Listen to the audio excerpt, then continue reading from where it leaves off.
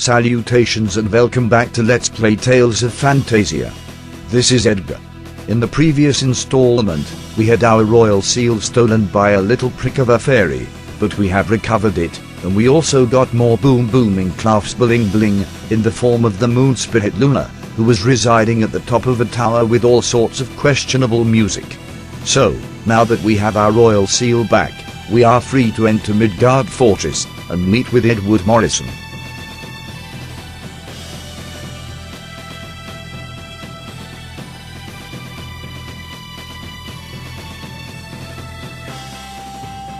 You will have to wait in this room for a couple of minutes. I'll just have Tom remove most of the waiting to speed this along.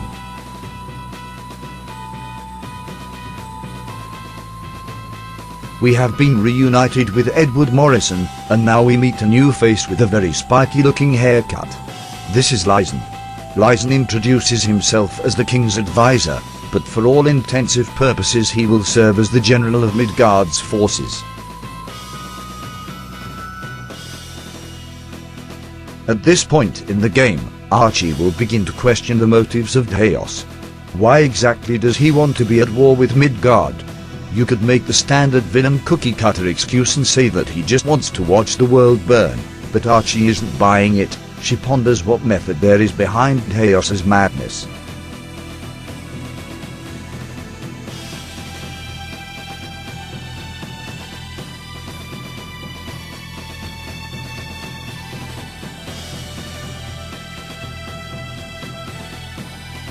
Archie will drop it for the moment, but it will come up again in a few minutes' time.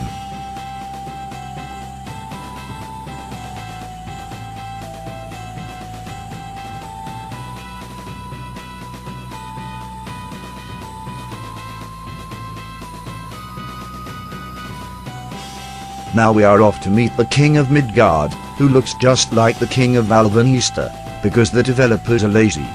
We will run into Lyson on the way, being questioned by an underling in rather similar fashion to Archie.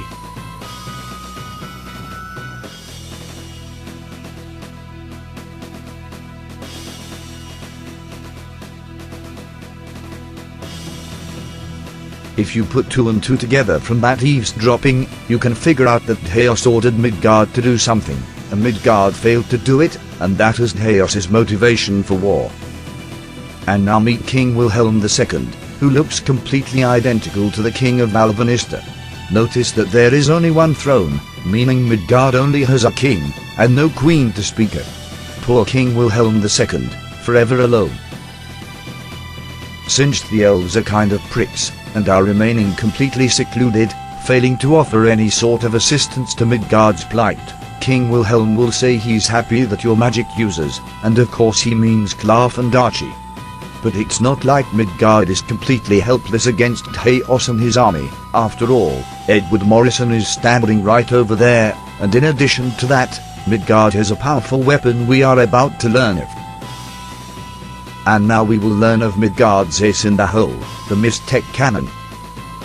Or rather, we will not, because this is done off screen. We will see it in action during this installment, so worry not about that.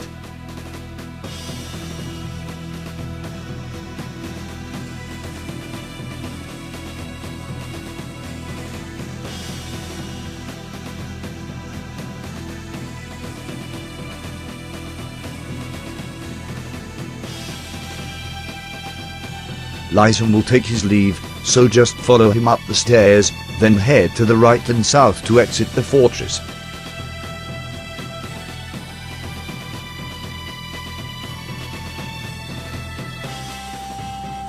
Once you step into the courtyard, Archie will pick up right where she left off, saying that it makes no sense for Chaos to enter into a war like this, because what the heck does he have to gain from it all?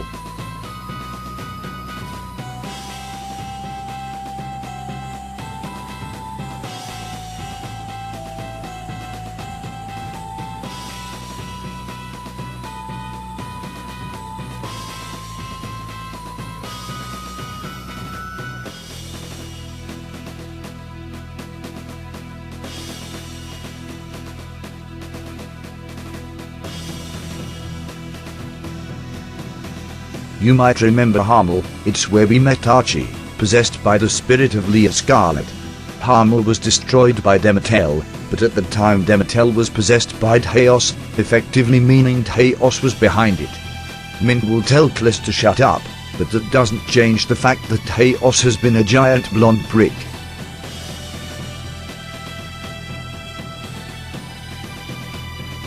There is a reason that Euclid and Venetia have been left alone, whereas anything else is more or less fair game for Chaos's army.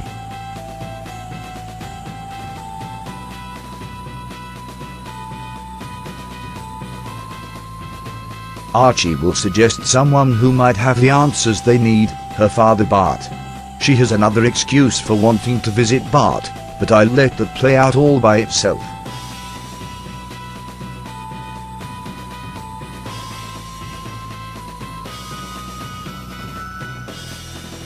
The game will automatically take you to Bart's house in the Long Valley.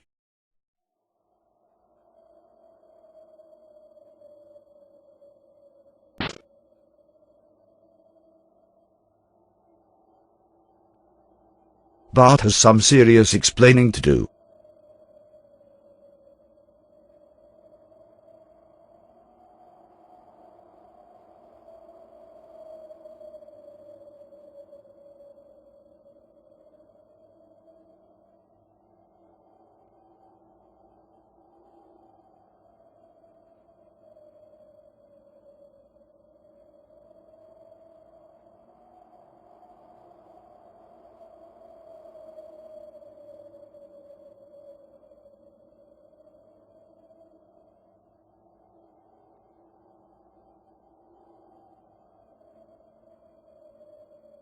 Lucia being the pink-haired innkeeper we met in the elven village, Archie's mother.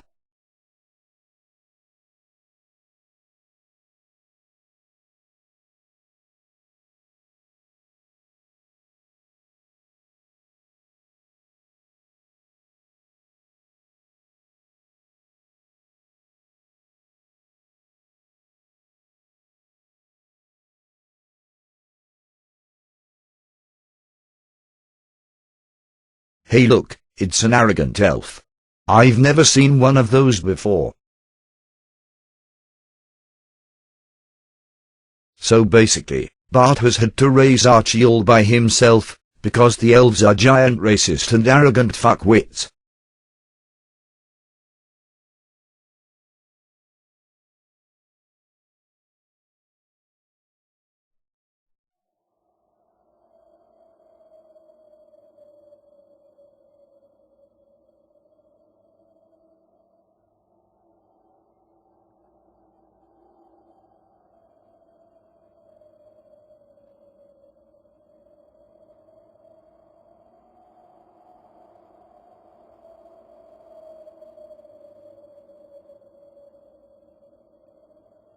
I blame the elves.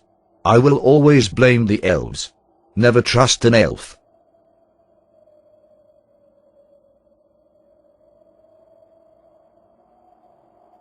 And now for the other reason we are here, to see if Bart can shed some light on Chaos's motives.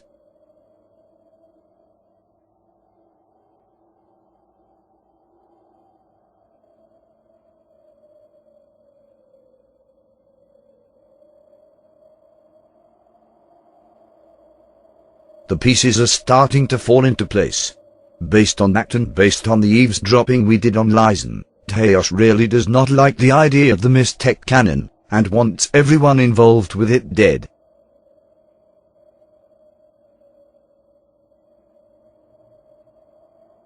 The game will automatically take you back to Midgard, but in our absence, some drama has unfolded.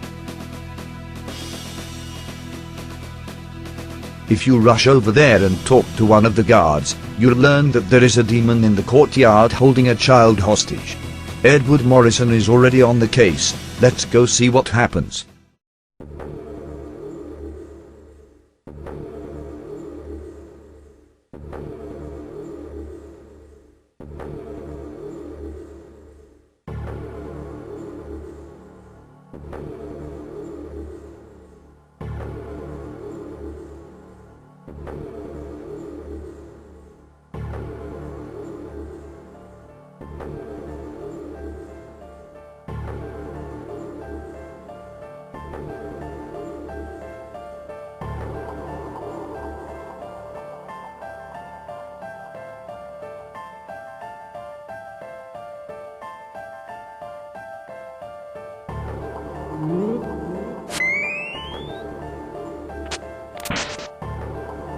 The child has been saved, but at a high price.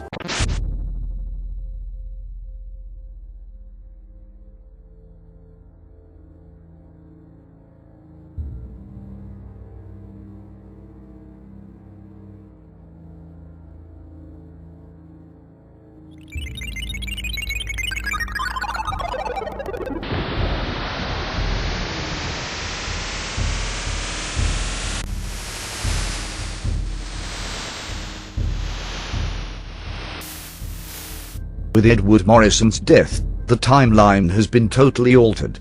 In the original timeline, Chaos was bested at the hands of Edward Morrison, and now that Edward is dead, that cannot possibly happen. So it falls to our brave party to take the place of Edward as the greatest heroes of this war. The silver lining of what just happened is that now Archie has no qualms about taking it straight to Chaos.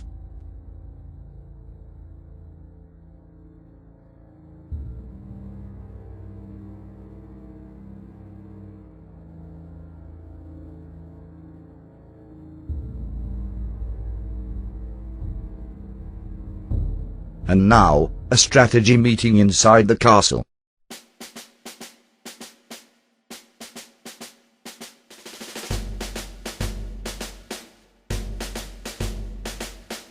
We are now shown the Valhalla plains, which will be the battlefield for the incoming war. Midgard is at the southwest end, while Chaos's castle sits at the northeast. We will have to fight our way across the Valhalla plains to reach the castle and take the fight to Chaos himself. Before we reach the castle, however, we will have to regroup back in Midgard after the battle.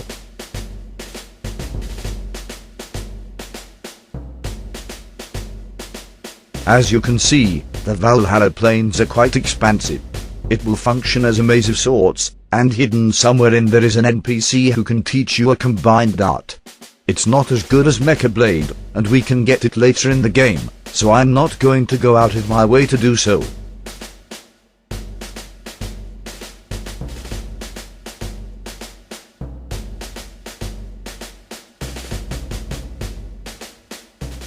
Lysen will now assign high-ranking officers of Midgard's army to lead tactical strike units into battle. Klaf himself will be selected for this role.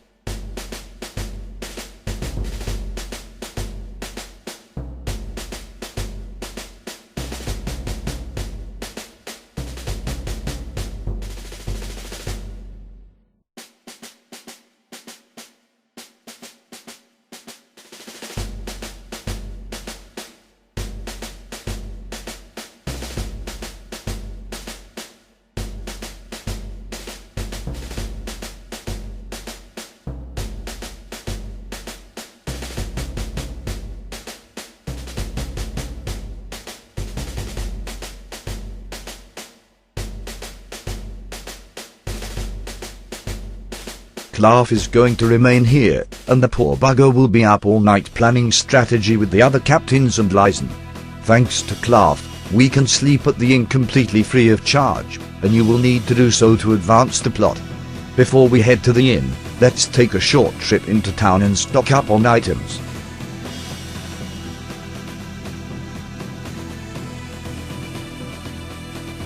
If I can remember where the bloody store is. Okay, here it is. Grab some flare bottles to make an upcoming part a little bit easier if you want. I won't bother, I have perfect faith in Archie's abilities. I'll just grab the usual, and of course I will vendor all of my junk off screen. Now, let's head to the inn and sleep free of charge.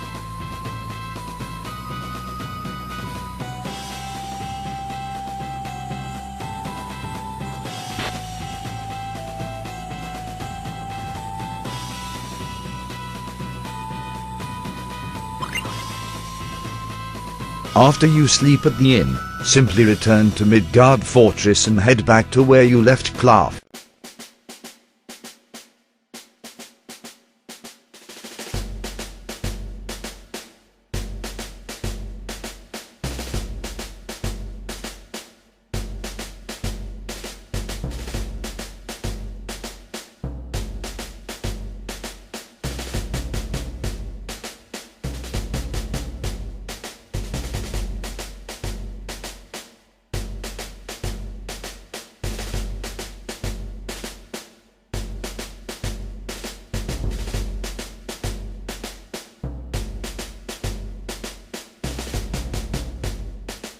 Let the war begin in earnest.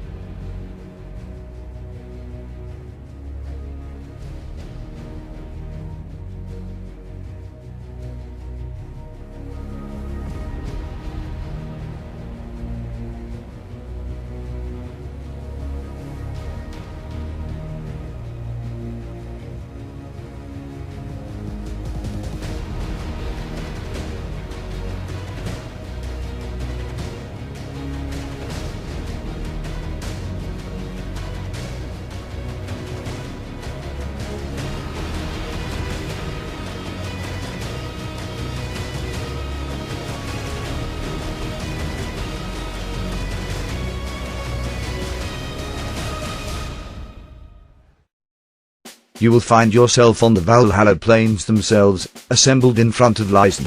Lysen will take a moment to explain that the king will reward you based on your performance. So here's the case.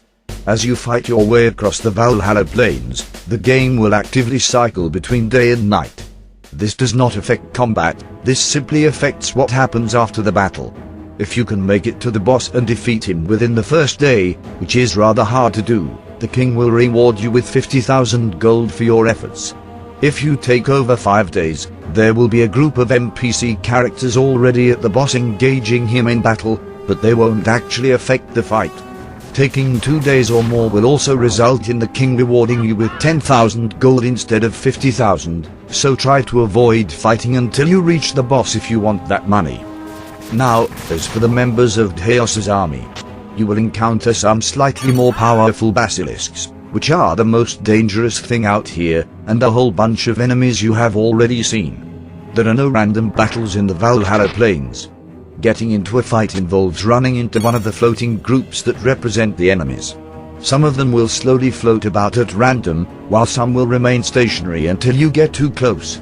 Do you remember the hostile gnomes back in Gnome's Cavern? Same deal here. Sometimes there will be a stationary one too close to you when you enter a new screen, and avoiding battle in that case is very difficult. But do not worry, as long as you have Cloth Casting Luna and Archie Casting Ray, both spells you claimed from the Tower of 12 Stars, you should have an easy time of things. There are quite a few ways through the Valhalla plains, as well as 3 exits. One exit is southwest, which will lead you back to Midgard.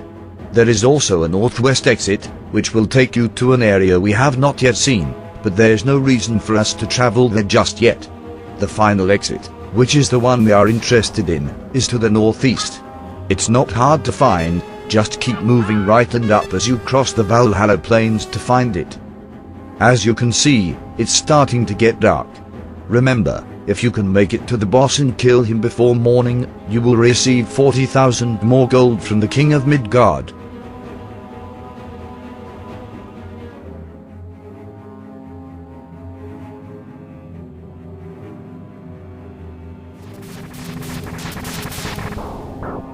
Ray and Luna are awfully loud spells.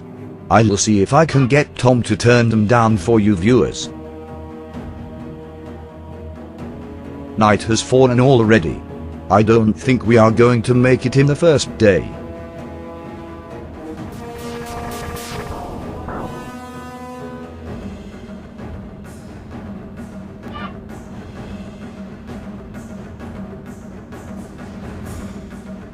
Oh, this screen looks like fun.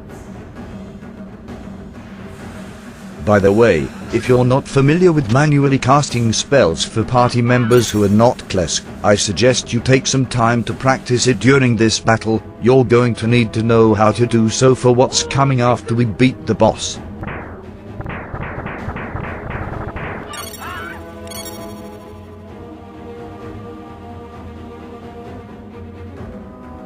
I've managed to take the absolute worst route to avoid fighting, so congratulations to me.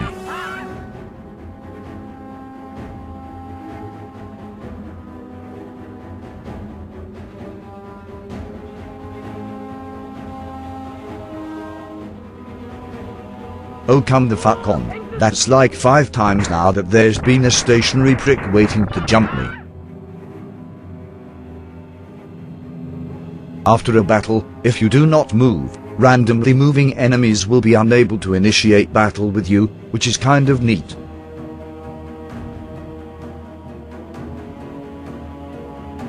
When you reach this large area, you are about 3/4 of the way there. Okay, when you reach the save point, the boss is next. The boss himself is a drake, and he has a couple of fire spells, one of which he will never be able to cast because it takes forever and a day for him to cast it. He can put stationary fireballs in front of him, so try to avoid jumping attacks if you can. Other than that, he's easy.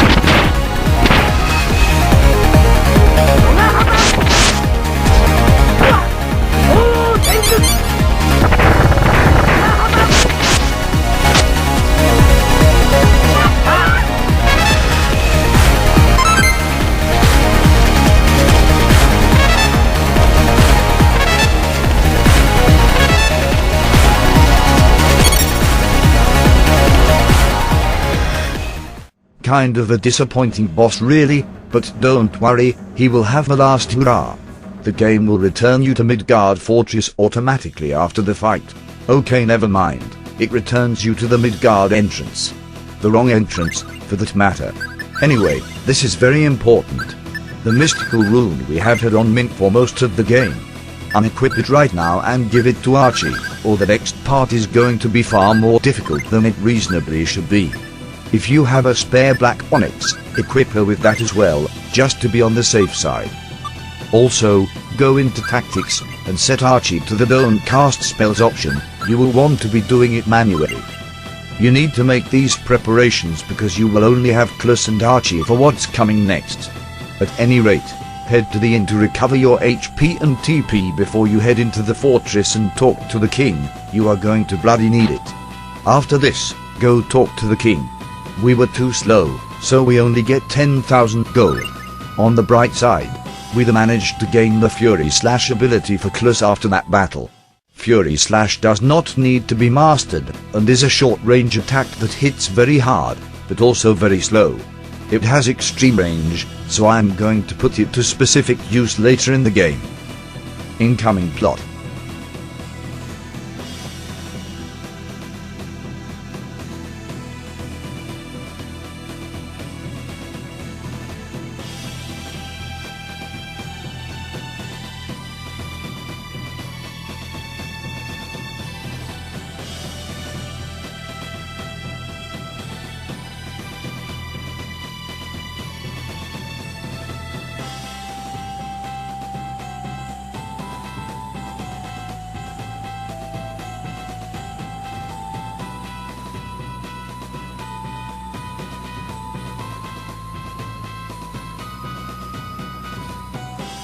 These accolades are going to be cut short.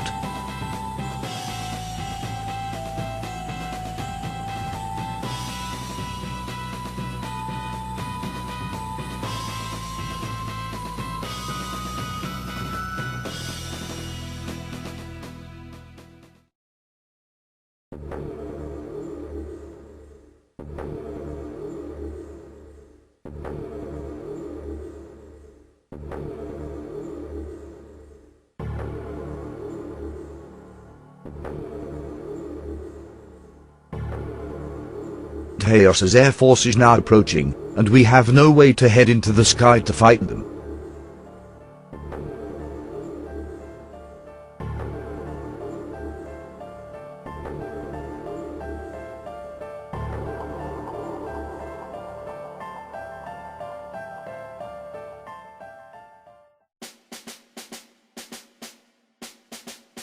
Lyson is now going to fire that huge cannon at the approaching air force, but as for us, it doesn't seem like there's a whole lot we are able to do to contribute.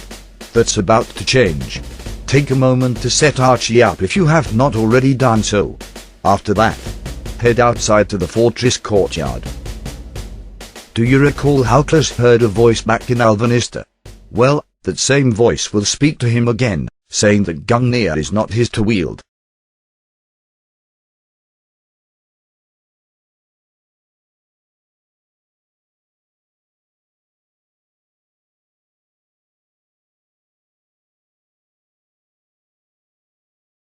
And now, Klis will be whisked away through the ether.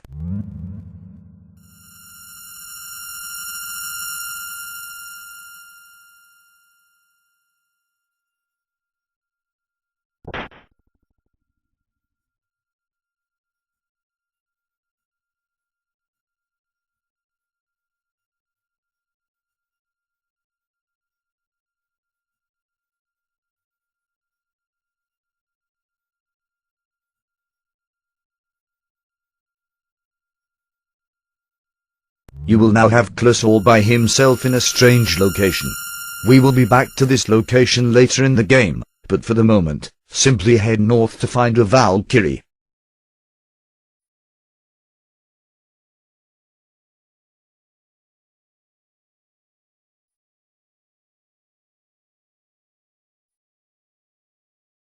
The Valkyrie has summoned Klis because Klis needs to return Gungnir to its rightful owner. Klis will kick up a bit of a stink, despite the fact we have not used Gungnir for quite some time.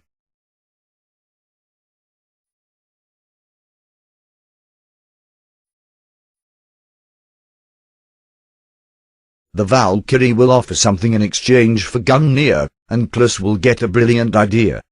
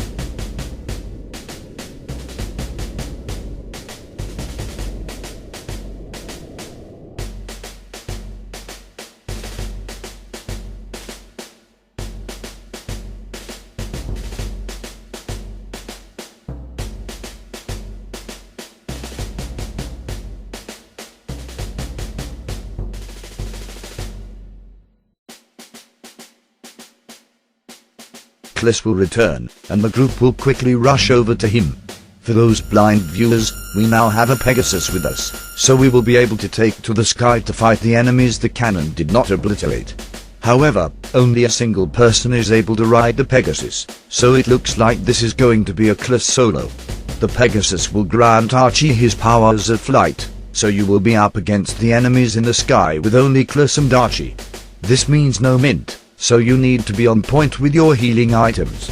In addition, there are enemies that absorb all elements up in the sky, which is why I said you want to manually cast spells while up there. You will be wielding Gungnir for this and will be unable to slice or use techs at all, so Klis will serve as Archie's meat shield. Into the wild blue yonder we go.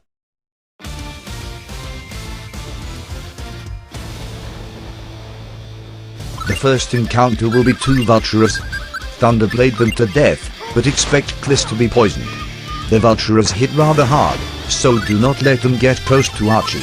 Remember, you do not have Mint's healing, which is made even worse by Klus being unable to slice to keep enemies at bay while on the Pegasus. So play it safe with your healing items, don't let Klus or Archie get critical before you heal them. Of course they drop fucking chicken, why the fuck wouldn't they? The second fight will be a group of Charons. Charons are spellcasters, and absorb every element, so Archie's spells are useless in this fight. She does however have a broom, so for this battle Archie is relegated to broom smacking duty.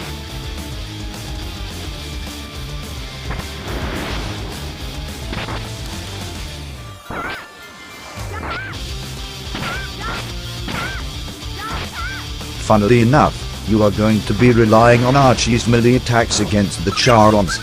They can hover too low for Klus to stab them with Gungnir, but Archie does not suffer such a problem.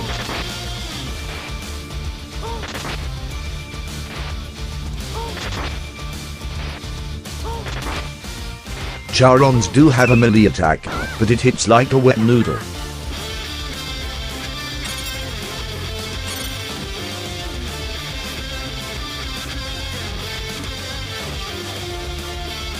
The next battle will be two demons, a Charon, and a Vultura. Have Archie Thunderblade the Vultura to death to start with, it's the most dangerous of the enemies. Don't worry about healing the Charon with her spells, it's the last target you're going to kill, and overhealing enemies is not a thing in this game. Once the Vultura has been dispatched, go to work on the demons by casting Ray at them. Well, they died before Archie could even get the Ray spell off, and that's fine too. After that, just melee the stuffing out of the Charon to claim victory.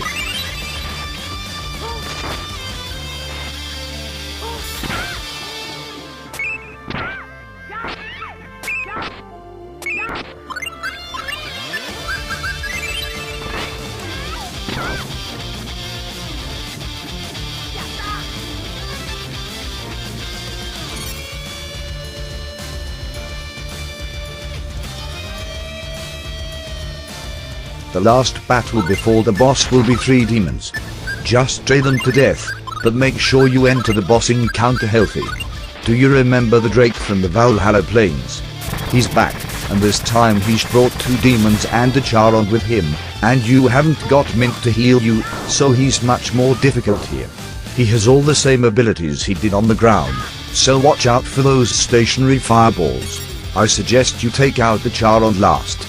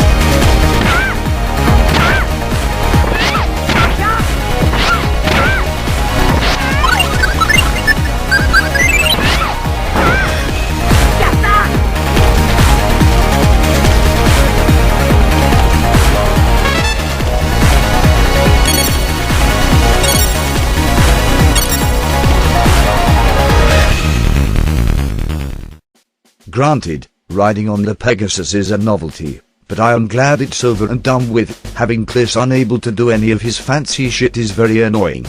Anyway, the Pegasus will bugger off at this point, and he's going to take Gungnir with him, but that's fine, we have stronger weapons anyway. Now that Taeos's army and air force have been beaten back, we are free to cross the Valhalla plains to take the fight to his doorstep. And I will begin the next episode on the far side of the Valhalla plains to spare you all the trek.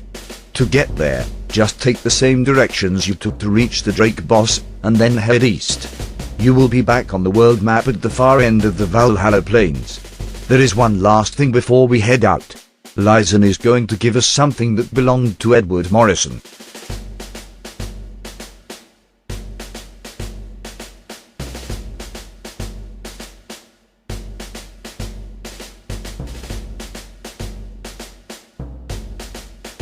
Archie is now able to cast the Indignation spell, which will hit everything on the screen for massive thunder damage.